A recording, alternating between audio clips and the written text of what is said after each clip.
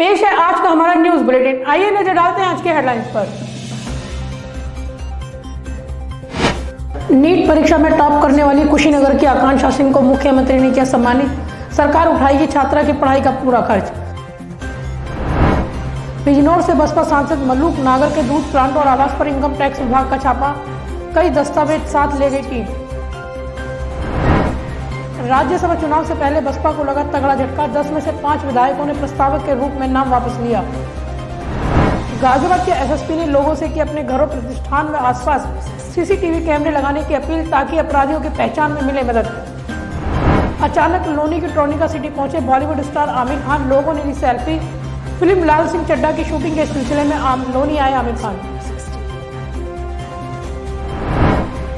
NEET परीक्षा में 100% अंक लाकर टॉप करने वाली यूपी के कुशीनगर की आकांक्षा सिंह को बुधवार को प्रदेश के मुख्यमंत्री योगी आदित्यनाथ ने अपने आवास पर सम्मानित किया। इस दौरान सीएम योगी ने आकांक्षा की मेडिकल की पूरी पढ़ाई का खर्च उठाने का ऐलान किया, तो उनके घर तक जाने वाली सड़क का नाम आकांक्षा के नाम पर रखे जाने का भी ऐलान किया। सीएम योगी ने आकांक्षा व उनके भाई के साथ माता पिता को भी सम्मानित किया। National eligibility entrance examination NEET में 100% अंक पाकर टॉप करने वाली यूपी के कुशीनगर की आकांक्षा सिंह को बुधवार को मुख्यमंत्री योगी आदित्यनाथ ने सम्मानित किया। लखनऊ स्थित अपने आवास पर आयोजित कार्यक्रम में मुख्यमंत्री ने कहा कि आकांक्षा की एमबीबीएस की पढ़ाई का पूरा खर्च, प्रवेश, हॉस्टल, मेस आदि सभी का खर्चा राज्य सरकार उठाएगी। भविष्य में कोई दिक्कत ना हो, इसके लिए पूरी रकम एकमुश्त दी जाएगी। स्वाभाविक रूप से नीट की परीक्षा में उन्होंने टॉप किया है। उनकी जो फर्स्ट जो प्राथमिकता होगी प्रवेश की, वहां उन्हें प्रवेश मिलेगा। उन्होंने एम्स दिल्ली में प्रवेश लेने की इच्छा की है, वहां पर उन्हें प्रवेश निश्चित मिलेगा। लेकिन प्रदेश सरकार की तरफ से हम लोग उनके वहां पे जो भी यूजी की पूरी पढ़ाई में जितना भी उनका खर्चा आएगा,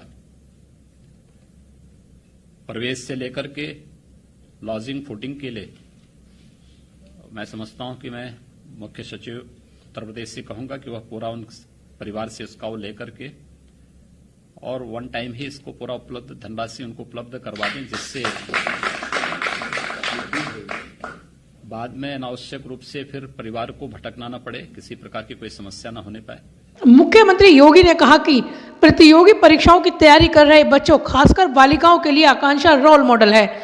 लोग उनसे प्रेरणा ले, इसके लिए उनके गांव को जोड़ने वाली सड़क का नामकरण भी उनके नाम पर होगा। मुख्यमंत्री ने कहा कि अति पिछड़े जिले से होने के बावजूद आकांक्षा ने सफलता का जो कीर्तिमान रचा है, वह उसकी मेहनत, लगन, जज्बे और जुनून का सबूत है। उत्तर प्रदेश सरकार आकांक्षा को संयुक्त टॉपर घोषित करने के लिए नीट को पत्र भी लिखेगी। मालूम हो कि कम उम्र के नाते परीक्षा में पूरा अंक हासिल करने के बाद आकांक्षा को दूसरा रैंक मिला है।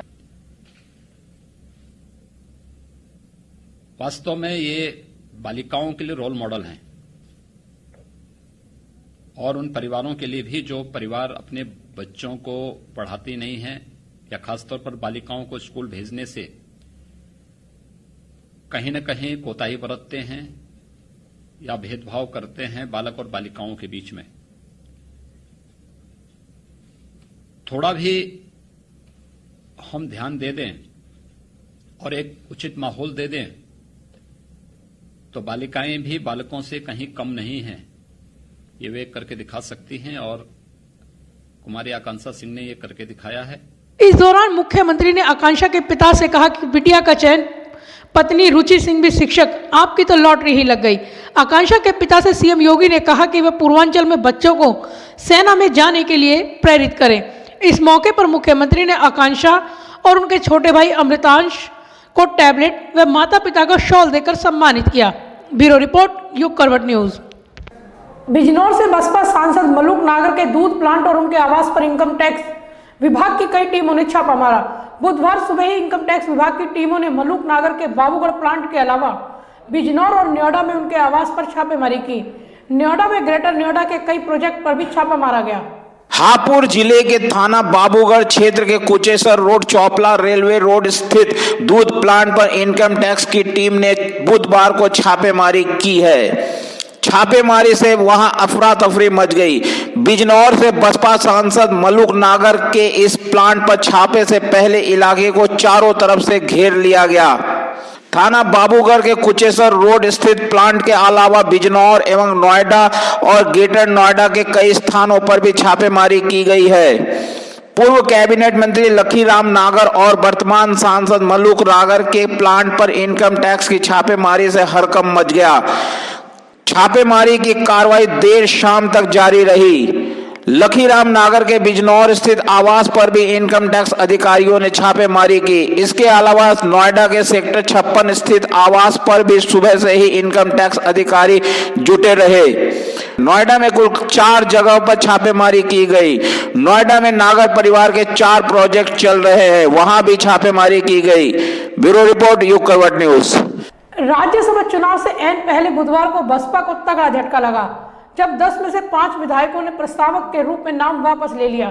इससे पहले 7 विधायकों ने सपा अध्यक्ष और पूर्व मुख्यमंत्री अखिलेश यादव से मुलाकात की थी। इन सभी विधायकों की बगावत से अब बसपा प्रत्याशी की जीत की संभावना कम हो गई है। 9 राज्यसभा सीटों के लिए 9 नवंबर को चुनाव होना है। बीजेपी के 8 उम्मीदवारों की जीत तय मानी जा रही है। एक सीट को लेकर रस्साकसी जारी है।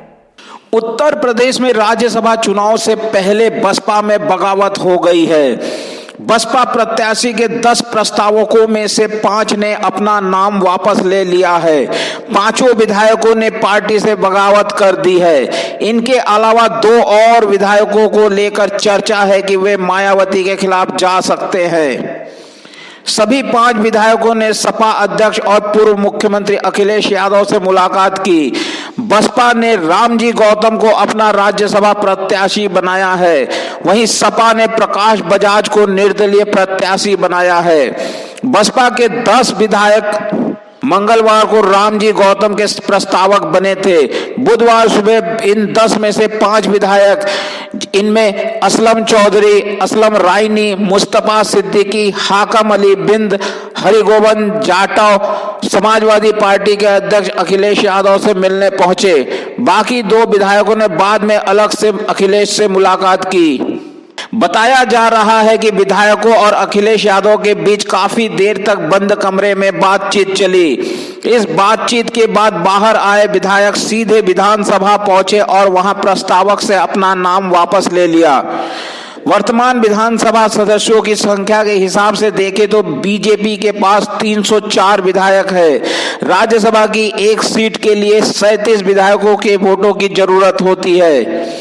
यानी 296 विधायकों के बल पर बीजेपी के 8 प्रत्याशियों की जीत निश्चित है। 8 सीटें जीतने के बाद बीजेपी के पास अपने 8 विधायक बच रहे हैं, जबकि 9 विधायक बीजेपी के सहयोगी दल सोनेलाल के पास है। इसके अलावा समाजवादी पार्टी के नितिन अग्रवाल, कांग्रेस के राकेश सिंह, अदिति सिंह और बीएसपी के अनिल सिंह भी बीजेपी के साथ माने जा रहे हैं। ब्यूरो रिपोर्ट युग करवट न्यूज। आपराधिक घटनाओं की रोकथाम और अपराधियों की सही पहचान किए जाने को लेकर गाजियाबाद के एसएसपी कलानिधि नेथानी ने आम जन से अपील की है कि वे अपने घरों, प्रतिष्ठानों, उद्योगों, कॉलोनियों में अधिक से अधिक सीसीटीवी कैमरे लगाएं। इन कैमरों की मदद से जहां अपराधियों की पहचान करना आसान होता है, वहीं घटना की विवेचना करने में भी मदद मिलती है। एसएसपी ने कहा है कि इन कैमरों को इस तरह से लगाया जाए कि आने जाने वालों पर सही से नजर रखी जा सके व कम से कम 15 दिन की रिकॉर्डिंग भी रखी जाए। वर्ष 2020 में अपराध नियंत्रण के लिए जनपदीय पुलिस, गाजियाबाद पुलिस लगातार प्रयत्नशील रही और कुछ मेरे महत्वपूर्ण ऑब्जर्वेशंस हैं जो मैं जनता के साथ, यहाँ की पब्लिक के साथ शेयर करना चाहूँगा।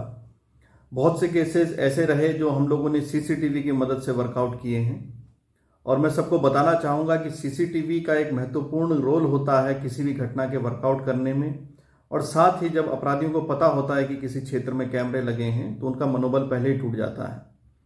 बहुत से मामलों में जो हमको फुटेजेस मिली उससे हम लोगों ने सही सुरागरसी की, अपराधियों की धरपकड़ की गई और उनको जेल भेजा गया। और यह भी देखने में आया कि जहां पर कैमरे की फुटेजेस थी तो उसको हमने अपने इन्वेस्टिगेशन का पार्ट बनाया और उसमें जो हमारी इन्वेस्टिगेशन थी जो विवेचना थी उसकी गुणवत्ता में भी काफ़ी सुधार हुआ। हम सभी लोग गाजियाबाद पुलिस के सभी कर्मी अपने अपने क्षेत्र के, अपने हलके के, अपने बीट के, अपने चौकी इंचार्ज, अपने थाना इंचार्ज के जो क्षेत्र हैं उसमें रहने वाले लोगों से अपील करते हैं कि आप लोग अधिक से अधिक सीसीटीवी कैमरे अपने यहाँ लगाएं और उसका एक, अगर वो 4 चैनल का या 8 चैनल का आपका डीवीआर है, उसका एक कैमरा कम से कम बाहर मेन रोड की तरफ जरूर रखें और यह भी देख लें कि उसकी जो दिशा है वो जिस तरफ से ट्रैफिक आता है या जो सवारियां हैं जो जिस तरफ को चलती हैं रोड के लेफ्ट साइड में उस तरफ से हो, ताकि फेस की साइड वो कैमरा रहे और गाड़ी का नंबर भी उसमें आ जाए। जो डीवीआर होते हैं लगभग कोशिश करिए कि 15 दिन की स्टोरिंग उनमें अवश्य रहे। मैं यह भी कहना चाहूँगा सभी यहाँ की जनता से कि एक ये आपकी जो इस तरह से जो एक कैमरा है आपके डीवीआर चैनल का, पहले तो कैमरे लगवाएं, उसमें से एक कैमरा आप पुलिसिंग के लिए उसको डोनेट करें। डोनेट अ कैमरा स्कीम इसको हम कह सकते हैं, जो लगा आप ही के गेट पे होगा, आप ही के बाहरी परिसर में लगा होगा, लेकिन स्थानीय पुलिस को उसकी काफ़ी लाभ मिलेगा आपको सुरक्षित करने में। मैं सोचता हूँ कुछ थानों ने इसका प्रयोग किया, उन थाना क्षेत्रों में लोगों ने काफ़ी मदद की है और वहाँ पर अपराध में भी कमी आई है। इसी तरह मैं चाहूँगा कि अन्य थाना क्षेत्र, अन्य सभी लोग, चाहे आपका इंडस्ट्रियल सेटअप है, चाहे कमर्शियल सेटअप है, चाहे आपका रेजिडेंशियल सेटअप है, कोई सा भी सेटअप है जो कि किसी भी जो उसके सामने जो सड़क है उसकी तरफ एक कैमरा जरूर लगवाएं। हमारे जो हल्का इंचार्ज हैं, हमारे चौकी इंचार्ज हैं, हमारे एसएचओस हैं, ये शीघ्र ही आपके संपर्क में रहेंगे और आपको अगर कोई भी कन्फ्यूज़न है या कोई भी हेल्प है या कोई भी डायरेक्शन उनसे चाह रहे हैं अपराध नियंत्रण के सापेक्ष, तो आप उनसे भी पूछ सकते हैं और उनसे एक बेहतर समन्वय बना करके हम अपनी कॉलोनीज़ को, अपने एरियाज़ को और भी सुरक्षित कर सकते हैं। बॉलीवुड में अपने अभिनय की अलग छाप छोड़ने वाले मिस्टर परफेक्शनिस्ट आमिर खान बुधवार को अचानक गाजियाबाद के लोनी पहुंचे। उनके इस दौरे को काफी गुप्त रखा गया था, लेकिन मीडिया और आम लोगों को इसकी भनक लग गई। लोगों ने आमिर खान के साथ खूब सेल्फी ली। बताया जा रहा है कि अपनी आने वाली फिल्म लाल सिंह चड्ढा की शूटिंग के सिलसिले में आमिर खान लोनी आए थे। बॉलीवुड के मिस्टर परफेक्शनिस्ट आमिर खान बुधवार को गाजियाबाद के लोनी स्थित ट्रोनिका सिटी पहुंचे। बताया जा रहा है कि वह एक निजी कार्यक्रम के सिलसिले में यहां आए थे। आमिर खान के लोनी आने को बेहद गुप्त रखा गया था, लेकिन मीडिया को इसकी भनक लग गई। लोगों ने आमिर खान के साथ जमकर सेल्फी ली और फोटो भी खिंचवाई। आमिर खान ने सितंबर महीने में दिल्ली में उनकी आगामी फिल्म लाल सिंह चड्ढा की शूटिंग की थी। इस दौरान सेट की तस्वीरें और वीडियो वायरल हुआ था। बताया जा रहा है कि लाल सिंह चड्ढा की शूटिंग के सिलसिले में ही आमिर खान ट्रोनिका सिटी आए थे। अतुल कुलकर्णी की कहानी और अद्वैत चंदन के निर्देशन में बन रही लाल सिंह चड्ढा दरअसल साल 1994 में आई हॉलीवुड क्लासिक और कॉमेडी ड्रामा फॉरेस्ट गंप से प्रभावित है। फॉरेस्ट गंप ने 6 ऑस्कर अवार्ड अपने नाम किए थे। लाल सिंह चड्ढा 2021 में रिलीज होगी। आमिर खान की फिल्म लाल सिंह चड्ढा इसी साल दिसंबर महीने में क्रिसमस के दिन रिलीज होने वाली थी, लेकिन अब इस फिल्म को अगले साल 2021 में रिलीज किया जाएगा।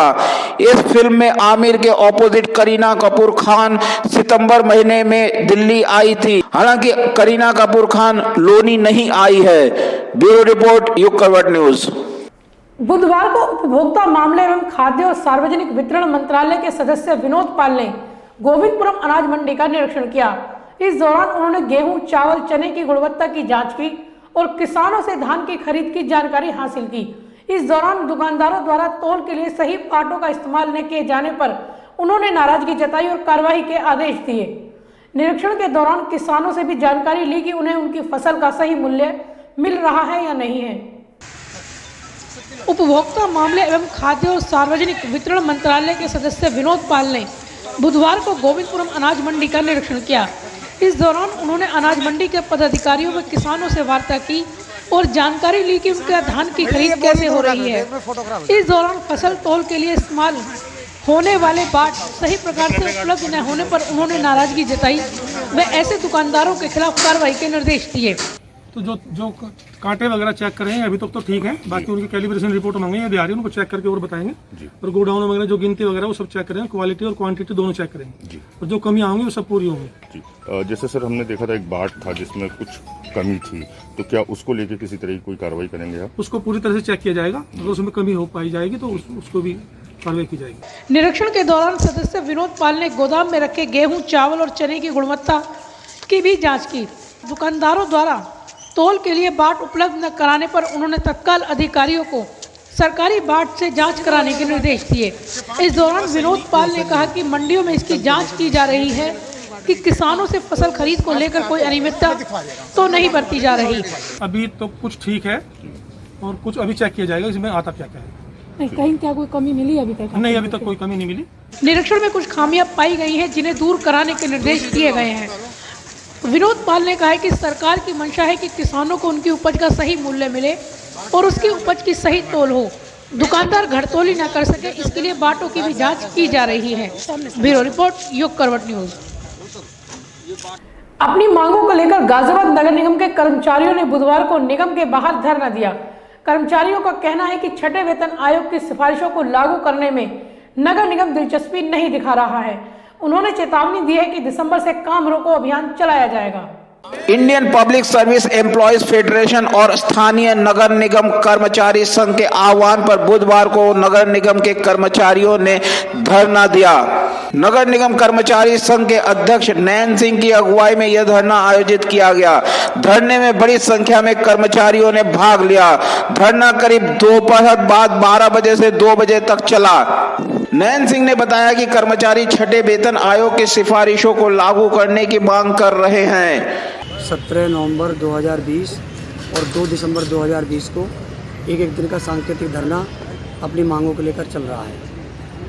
वर्षों से लंबित हमारी मांगे हैं जो हम सरकार को समय समय पर पत्राचार के माध्यम से अवगत करा रहे हैं और वार्ता के माध्यम से 20 बार महासंघ के प्रतिनिधियों द्वारा प्रदेश सरकार के प्रमुख सचिव, मुख्य सचिव और नगर विकास मंत्री महोदय से हमारी कई बार वार्ता हुई है और उन्होंने हमें हर बार आश्वासन दिया है कि आपकी मांगों पर सहानुभूति विचार कर पूरा करेंगे, लेकिन अभी तक केवल आश्वासन ही मिला है, कोई ठोस निर्णय नहीं लिया गया। कर्मचारियों की अन्य मांगों में कंप्यूटर पंप ऑपरेटर आदि कर्मचारियों की वेतन विसंगति दूर करने, कर्मचारियों के वेतन में वर्ष 2008 से चली आ रही खामी को दूर करने, पुरानी पेंशन पॉलिसी लागू करने की मांग भी शामिल है। जब तक ये निर्णय नहीं लिया जाएगा और हमारी सभी मांगों पर सार्थक निर्णय नहीं हो जाएगा, तब तक ये धरना इसी प्रकार से चलता रहेगा। और आगामी अगर सांकेतिक धरने से काम नहीं चलेगा तो कार्यबंदी का भी हमारे प्रदेश नेतृत्व को निर्णय लेना पड़ेगा। कर्मचारियों का कहना है कि अगर दिसंबर तक उनकी मांगें नहीं मानी जाती है तो कर्मचारी अपनी मांगों को लेकर अनिश्चितकालीन हड़ताल पर चले जाएंगे। ब्यूरो रिपोर्ट, युग करवट न्यूज। लोनी क्षेत्र में बढ़ते प्रदूषण को नियंत्रण करने के लिए गांव बेटा हाजीपुर में ई वेस्ट एवं तार जलाने वाली करीब 1 दर्जन से अधिक भट्टियों को ध्वस्त किया गया। लोनी एसडीएम खालिद अंजुम के नेतृत्व में संयुक्त कार्रवाई की गई। कई लोगों को मौके पर गिरफ्तार किया गया। एसडीएम लोनी ने बताया कि लोनी क्षेत्र में प्रदूषण फैलाने वाली इकाइयों को लगातार ध्वस्त किया जा रहा है। ई वेस्ट को गलाने वाली अवैध फैक्ट्रियों को बंद कराने की कार्रवाई की जा रही है। अवैध रूप से लोनी क्षेत्र में आ रहे ई वेस्ट को रोकने के लिए भी प्रभावी कदम उठाए जा रहे हैं। अब तक 100 से अधिक प्रदूषण फैलाने वाली फैक्ट्रियों, खुले में निर्माण सामग्री रखने वाले बिल्डरों पर भी कार्रवाई की जा चुकी है। यह कार्रवाई लगातार जारी रहेगी। जिला मुख्यालय में बुधवार को 3 संगठनों ने अपनी मांगों को लेकर प्रदर्शन किया। बल्लभगढ़ की निकिता को न्याय दिलाने में देश में महिलाओं के साथ बढ़ रही आपराधिक घटनाओं के विरोध में युवा जाट समाज ने प्रदर्शन किया और ऐसे आरोपियों के लिए फांसी की मांग की। वहीं सीटू और भारतीय ट्रेड यूनियन ने भी अपनी मांगों को लेकर प्रदर्शन किया और ज्ञापन सौंपे। सीटू ने झुग्गी बस्तियों में रहने वालों को पुनर्वास की मांग की है।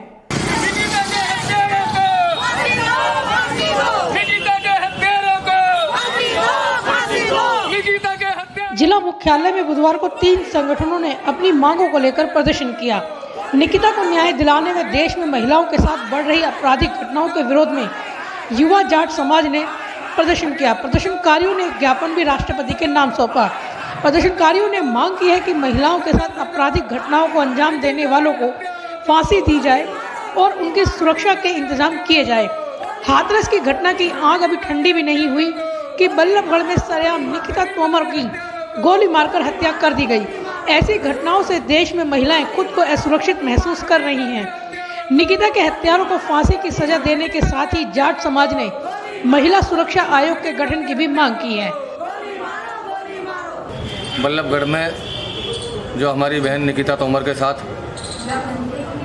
जो बर्बरता हुई है, जो उसकी हत्या हुई है, उसके विरोध में महामहिम राष्ट्रपति जी के नाम हम एक ज्ञापन लेकर आए हैं।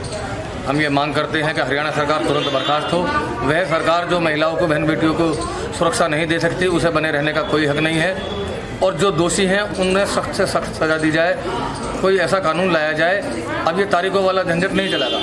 इस तरीके के अगर अपराधियों का हौसला बुलंद हो रहा है तो अब समाज इस चीज़ को बर्दाश्त करने की स्थिति में नहीं है।